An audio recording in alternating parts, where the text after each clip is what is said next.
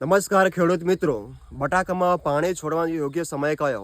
તો તમારે એટલું જ ધ્યાનમાં રાખવાનું છે કે કોઈ પણ બટાકા હોય, ચાહે કોલંબો હોય, ખ્યાતિ હોય, બાદશાહ હોય, પોખરાજ હોય, એલઆર હોય, ફ્રાયસોના હોય, સંતાના હોય કે એક્સોઇડ બટાકા હોય, જે પણ હોય, તમારે 15 દિવસ પહેલાં પાણી છોડી દેવાનું. બટાકા કાઢવાનો સમય હોય એના 15 દિવસ પહેલાં પાણી છોડી દેવાનું. અને બીજી વાત ખાસ એ ધ્યાનમાં રાખવાની છે, જો તમે 0-0-50 સાઇઝ બનાવવાનું ખાતર ના આપ્યું હોય તો તમે છેલ્લા પાણી આપી શકો છો.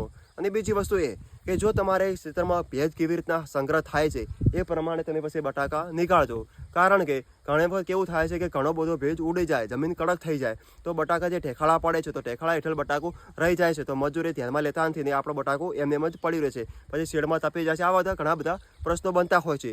પરંતુ તમે જો 15 દિવસને ધ્યાનમાં રાખશો તો તમારે 2 દિવસ આગળ પાછળ કરવા હશે અથવા તો જે પણ કરવું હશે તો તમારું સારી રીતે મેનેજમેન્ટ થઈ જશે. તો આ વિડીયોને શેર કરજો, લાઇક કરજો અને હા, ઓમ ખેડૂત મિત્રોને સપોર્ટ કરજો અને ફોલો કરજો. ખૂબ ખૂબ ધન્યવાદ.